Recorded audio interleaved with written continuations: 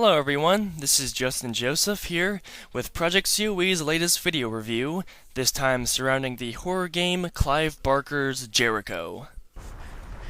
Clive Barker is actually a horror film writer who is also responsible for the franchise Hellraiser, which basically means that Jericho actually serves as his first ever attempt at creating a video game, which is actually not bad for a first try, but it's certainly not the greatest game that you could ever play, which, serves to be understandable in some cases.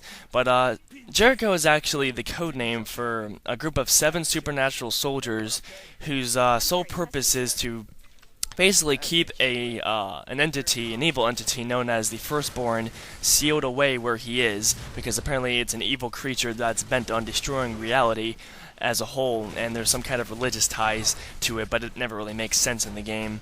But in order to do this, Jericho actually has to visit multiple time periods that range from as early as the Crusades to present day in order to actually complete this objective. But anyway, on the surface, Jericho is actually promoted as a tactical first-person shooter. The genre where you're meant to issue commands to teammates on the battlefield and you actually take actions on your own. Well, let's see. First-person shooter, at least in that aspect, yes, Jericho does that very well. And, it's not really hard for developers to do that nowadays. But when it comes to it being tactical, I'm sorry, not even close. Your teammates are dumb as bricks, basically. Their intelligence is pretty much not there. I mean, they do have their moments, but for all intents and purposes, they do pretty much every dumb thing in the book that you could think of when it comes to a game of this nature, which is just really unfortunate, because that's really what this game was trying to be all about, but it just pretty much ended up being a first-person shooter where you can switch between members. And speaking of that, each actual member of the Jericho team is actually unique in the weaponry that they have with them, along with their various supernatural skills and personalities. But like I said, when they try to come together as a team, it just ultimately falls apart. Switching between them is fun. You can actually do that at some point in the game, which leaves you with 6 actual members to mess with, because one of them actually passes away even though his spirit actually remains with the team. But it's just unfortunate that only a few of them actually remain useful at all times. I mean, yeah, you can actually, try them all out and see which ones you like the best, but seriously, when it comes down, there's only a few that are actually vital to actually completing the game. On the presentation side, the visuals are absolutely disgusting. Not in the sense that they're bad, though. Don't let that fool you. What that means is they're very grotesque, and there's just a gut-wrenching design to Jericho. And that sort of helps the horror theme, but at the same time it's a bit overdone, so it doesn't really make the game all that scary to begin with, which again is unfortunate.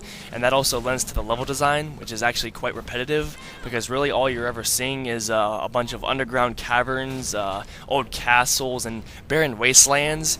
And it's even worse too, because the game attempted to have a lot of artistic direction, but the game's just too dark, and you can't really see a lot of it, so it's not a horrible looking game, but it's not the best of what, the Xbox 360 or PS3 offer, and again, that's unfortunate. When it comes to the audio, the music is actually pretty fitting for this being a horror game, and it does well to, keep the action alive and interesting, and the dialogue isn't too shabby. Billy Church, who is one of the female team members, is actually pretty funny, although Delgado, who is the black guy, could have used a much deeper voice, but, overall it's not that bad.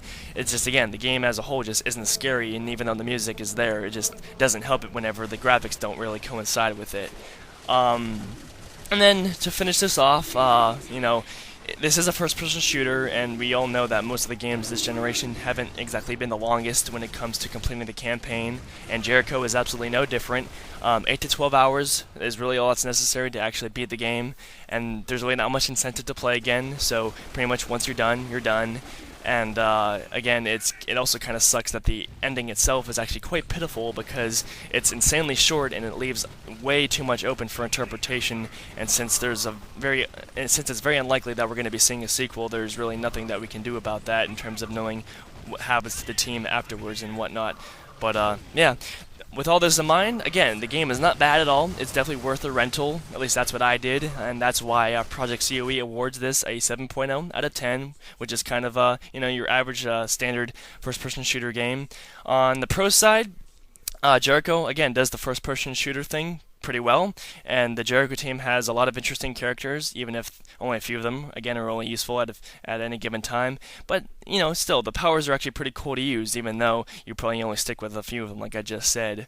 On the con side, again, the presentation is a bit too repetitive. I mean, the graphics definitely do suit this as being a possible horror game, but it's not done well enough to actually really promote that too much. And again, with it being too dark, you can't really see a lot of the artistic direction that the game actually attempted.